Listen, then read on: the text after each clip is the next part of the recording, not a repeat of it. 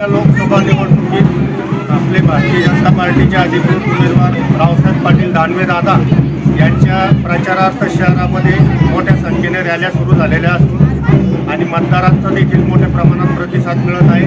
दादा नक्कीच मागील वेळेसपेक्षा जास्त मताधिक्याने यावेळेस निवडून येतील अशी आम्हाला सर्व कार्यकर्त्यांना खात्री आहे।